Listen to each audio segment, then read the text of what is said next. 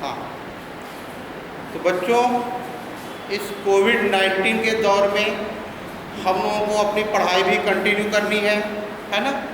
अपना बचाव, 1 गज 2 गज की दूरी और सैनिटाइज़र का उपयोग और मास्क का उपयोग, ठीक है।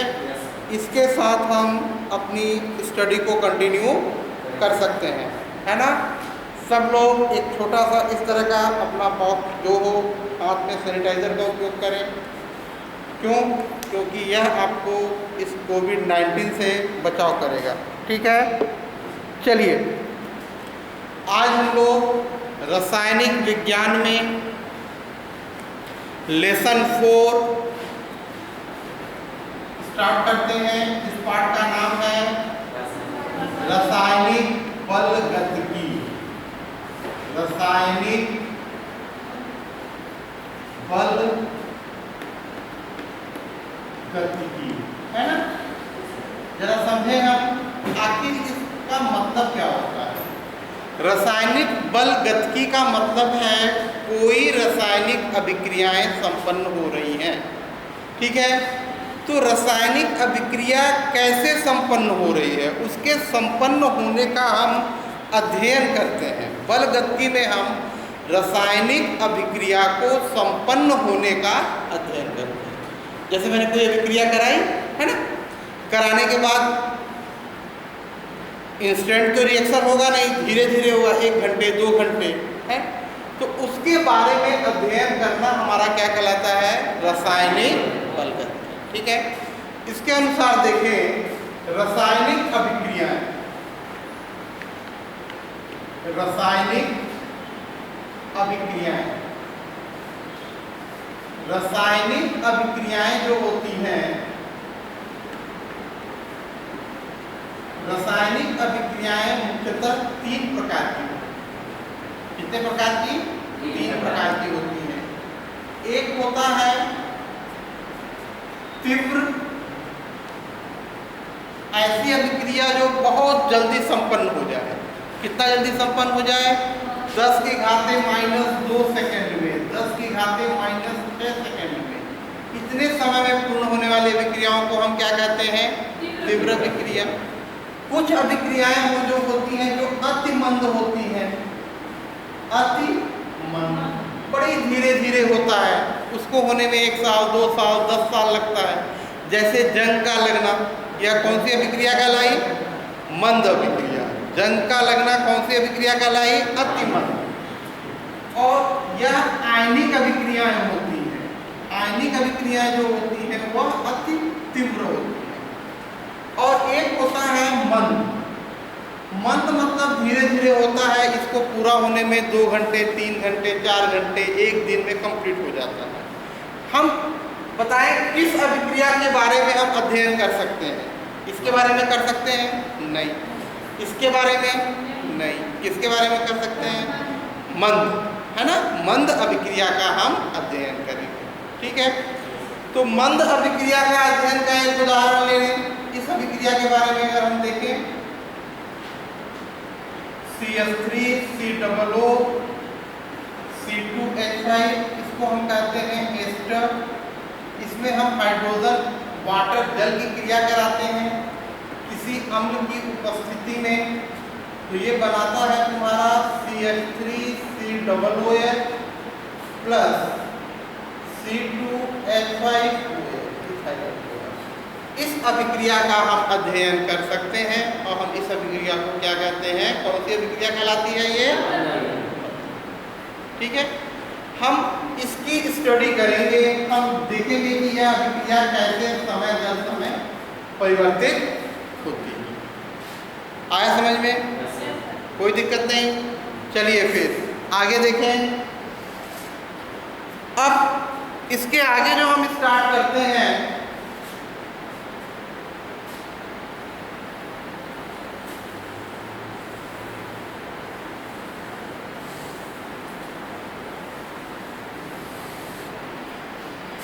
कोई भी रासायनिक अभिक्रियाएं होती हैं, कोई भी रासायनिक अभिक्रियाएं होती हैं, तो उस अभिक्रियाएं में एक अभिकारक होता होता है और ये क्या होता है?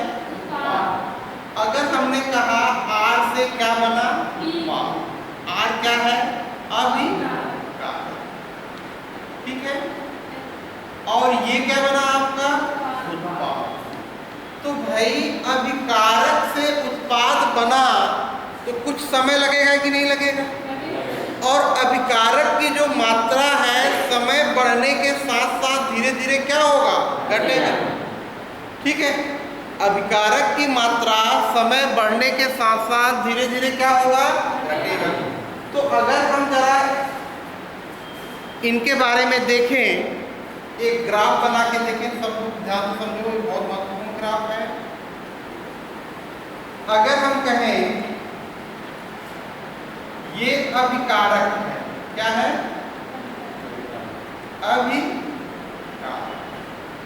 अभिकारक की सांद्रता है ना।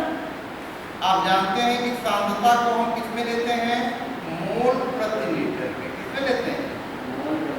मोल प्रति, है ना। ये अभिकारक की सांद्रता का बढ़ता हुआ है और ये किसका बढ़ता हुआ है? समय का। समय किसमें है आपका? मिनट। अब देखो, शुरू में सांद्रता कितनी रही? 0। फिर सांद्रता कितनी हो गई? 10। फिर कितनी हो गई? 20। फिर कितनी हो गई? 30। फिर कितनी हो गई? 40।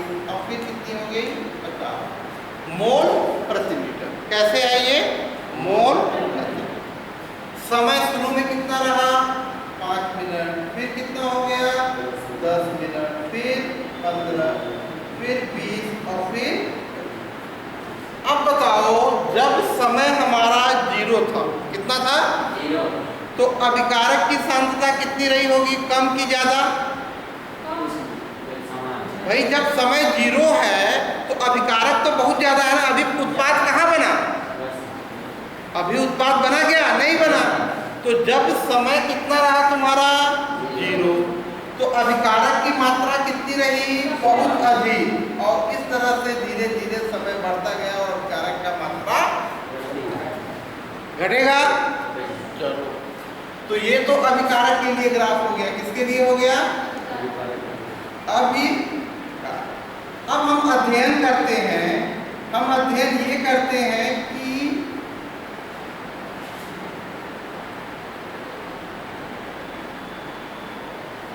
ठीक है, देखो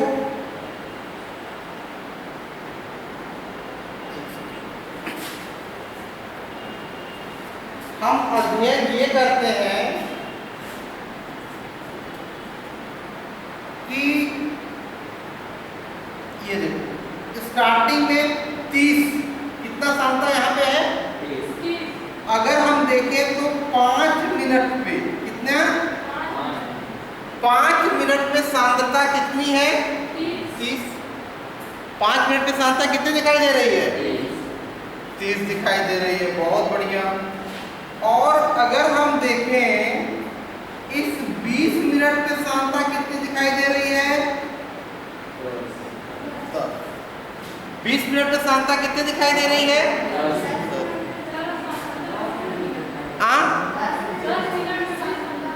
सॉरी 10 मिनट में सांद्रता कितनी हो गई? अब सुनो, हमारी अभिक्रिया संपन्न हो रही है। हम अध्ययन किए कि यार जब कि रासायनिक अभिक्रिया के शुरू होने के 5 मिनट बाद, कितने मिनट बाद? 5 मिनट बाद सांद्रता कितनी है? 30। और 10 मिनट बाद कितना हो गया? 30। ठीक है। तो इस समय के परिवर्तन और सांद्रता के परिवर्तन का जो अनुपात होता है, क्या? सांद्रता का परिवर्तन बटे समय का परिवर्तन का जो अनुपात होता है उसे हम कहते हैं अभिक्रिया की दर। क्या कहते हैं? अभिक्रिया की दर। ठीक है। तो जरा देखो, अब यहां पे कहें हम कि अभिक्रिया की दर क्या होगी? अभिक्रिया की दर सांद्रता में परिवर्तन बटे सांद्रता में परिवर्तन, है ना, बटे समय में परिवर्तन। बहुत सही कहा। ठीक है, अब सांद्रता में परिवर्तन क्या लिखेंगे? अंतिम अवस्था माइनस प्रारंभिक की प्रारंभिक अवस्था माइनस अंतिम?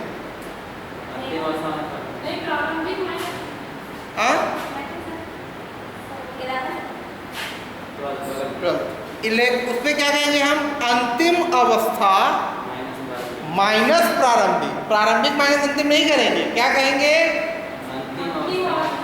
बहुत सही। तो अभिक्रिया की दर क्या होगी? अंतिम अवस्था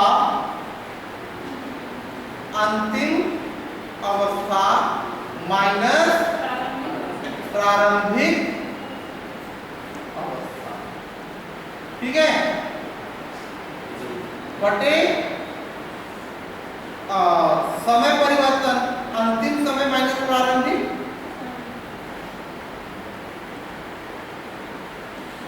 तो अंतिम अवस्था कितनी है बताओ मेरे को?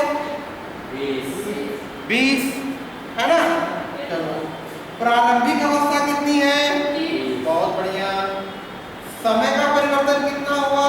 अंतिम समय कितना है? 10 माइनस 5। तो ये कितना मान आ जाएगा इसका? जरा देखते हैं हम आगे। इसका मान आ जाएगा -10 बटे 5। तो ये तो ऋण में आ गया। तो ऋण चिन्ह हमको दिखाता है कि अभिकारक की सांद्रता लगातार घट रही है। माइनस चिन्ह क्या दिखाता है? अभिकारक की सांद्रता लगातार। ये बात समझ में आ गई? तो माइनस साइन आ गया। क्यों माइनस साइन लगाया हमने? माइनस साइन हमको बता रहा है कि समय के साथ अभिकारक की सांद्रता। क्लियर हो गया? कोई डाउट नहीं। चलो फिर अब अगर हम इसका दर देखें तो कैसे लिखे भाई? अगर हमको इसका दर निकालना है तो अब इसका दर क्या हो जाएगा? ऐसे लिखेंगे। अच्छा, एक चीज और देखो, इन दोनों के बीच में हम जो अभिक्रिया की दर निकाल रहे हैं तो 30 और 10, अब 5 मिनट और 10 मिनट के बीच में, किसके बीच में? 30 और 20, 5 सांद्रता हो गई 5 और 10 मिनट में इतना परिवर्तन हो रहा है। हम कहेंगे नहीं भाई 6 मिनट में क्या हो रहा है तो नहीं निकाल रहे हैं, हम औसत निकाल रहे हैं। क्या निकाल रहे हैं भाई? नहीं कहते 1 घंटा 2 घंटे के बीच में जो हुआ औसत, क्या निकालते हैं? तो हम इसको कहेंगे औसत अभिक्रिया की दर। क्या कहेंगे? क्या कहेंगे? औसत। तो इसको हम कहेंगे औसत अभिक्रिया की दर। और औसत अभिक्रिया की दर को हम कैसे निकालते हैं? डेल। कैसे करके? यह चिन्ह देते हैं डेल, है ना। तो हम कहें डेल आर बटे डेल टी। तो अभिक्रिया की दर क्या हो जाएगा? माइनस। इसे हम कहेंगे अभिक्रिया, औसत अभिक्रिया की दर। क्या लिखोगे तुम? औसत अभिक्रिया की दर। क्या लिखोगे? माइनस डेल आर बटे ऋण। क्या लिखेंगे? औसत अभिक्रिया की दर लिखेंगे डेल आर बटे डेल टी।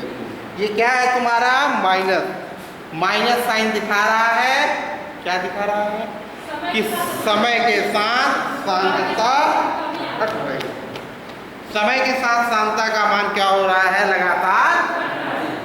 ठीक है, चलो ये तो तुमने कारक का देखा। अब उत्पाद के बारे में हम देखें। यही ग्राफ रहेगा, जरा ध्यान से समझे। उत्पाद का ग्राफ क्या जाएगा तुम्हारा? ऐसे करके जाएगा। मतलब समय के साथ साथ उत्पाद बढ़ेगा कि नहीं बढ़ेगा? समय के साथ साथ उत्पाद भाई 0 समय पे 5 मिनट में उत्पाद 20 हुआ और 10 मिनट में कितना हो गया? नहीं सॉरी 5 मिनट पे उत्पाद, यहाँ देखो जैसे समय के साथ देख रहे हो ना, ऐसे देखो इसका यहाँ पे देखो, ये यहाँ पे क्रॉस किया, 5 मिनट पे उत्पाद 20, धीरे धीरे बढ़ा यहाँ, धीरे धीरे यहाँ, और इस तरह से यह उत्पाद क्या होगा तुम्हारा। तो जब हम उत्पाद की सांद्रता देखें, उत्पाद का दूसरा ग्राफ बना दें क्या? चलो इसको रहने दो, ये अभिकारक कारक को उत्पाद का एक ग्राफ और बनाते हैं। उत्पाद का ग्राफ चलिए हम यहाँ पे बनाते हैं, देखो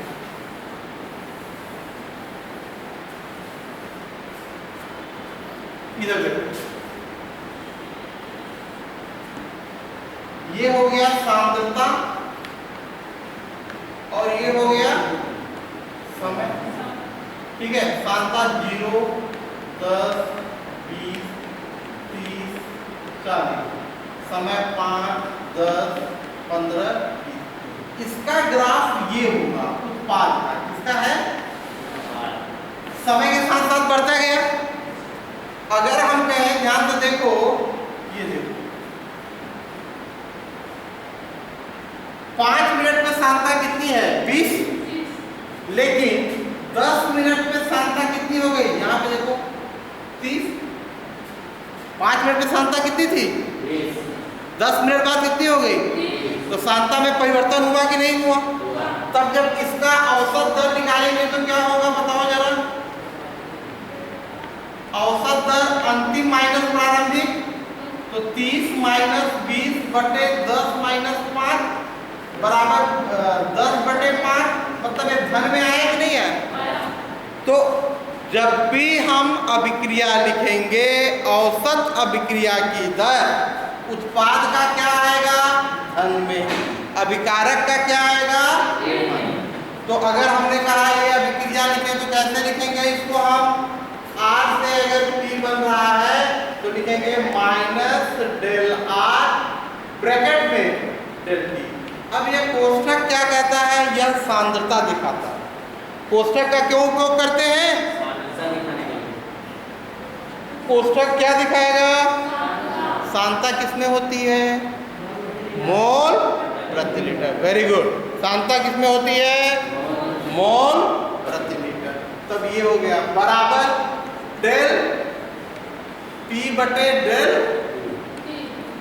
इस तरह से हम औसत अभिक्रिया की दर समझ में आया? भाई जितना घटेगा उतना ही ना बनेगा, क्यों? कुछ और बन सकता है। सिंपल सी बात है, जितना घटेगा वह उतना ही बनेगा। इसमें हम और आप कोई परिवर्तन नहीं कर सकते। यह एक सिंपल सी बात है। जितना घटेगा, जितना मान घटेगा उतना ही मान बढ़ेगा। चलिए एक और अभिक्रिया लिखें। इसकी आपको औसत अभिक्रिया की दर निकालनी है। कैसे लिखेंगे? इसे मिटा दें, आगे चला जाए। चलो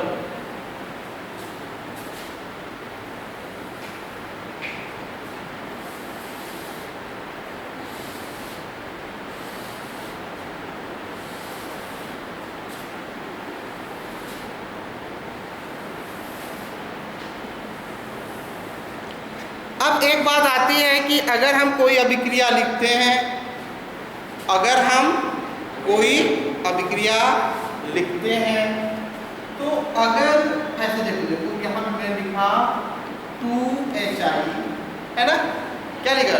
2HI ये देता है H2 प्लस I, ठीक है। अब चलिए, लेकिन बात यहाँ पर है कि यहाँ पर तो अगर रासायनिक अभिक्रिया में यह नंबर ऑफ मोल जो कहलाते हैं, जो इसका ज्योमेट्रिक कोफिशिएंट है, अगर अब हमको अभिक्रिया की दर लिखनी होगी तो कैसे लिखेंगे? इसको हम बटे में कर देंगे। समझ में आया? कोई भी अभिक्रिया हो, जैसे देखो एक उदाहरण इसका ऐसे लिखेंगे minus 1/2 del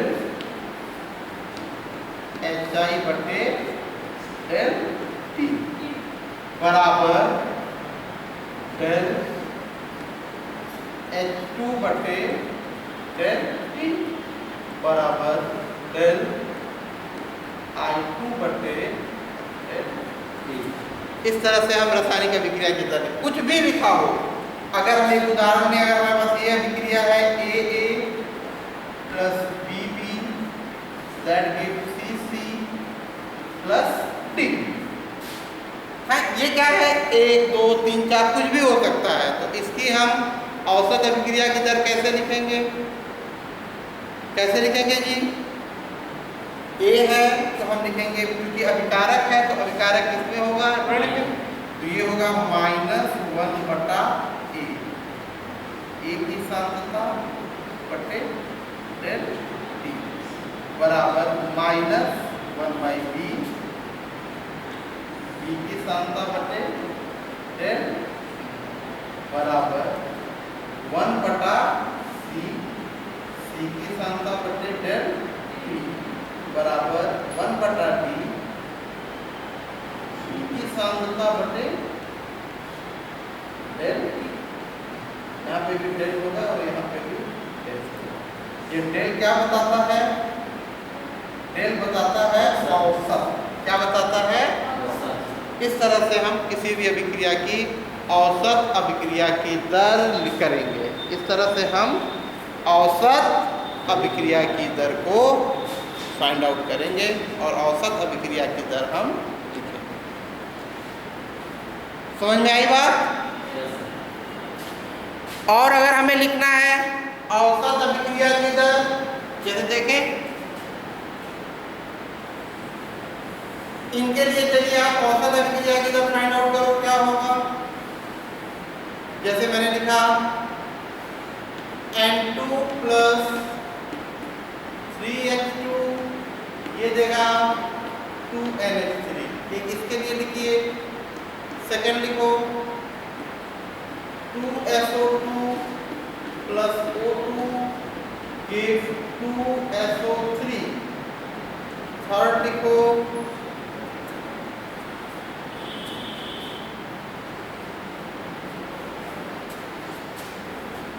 H2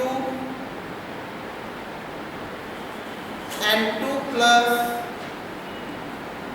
2NO plus Cl2 give 2NOCl। चलिए, इनके लिए आपको औसत अभिक्रिया की दर लिखनी है। इन सबके लिए आपको औसत अभिक्रिया की दर लिखनी है। देखिए कैसे लिखते हैं। औसत अभिक्रिया की दर हमें इन सबके लिए फाइंड आउट करना है। स्टार्ट नाउ, सब लोग करेंगे।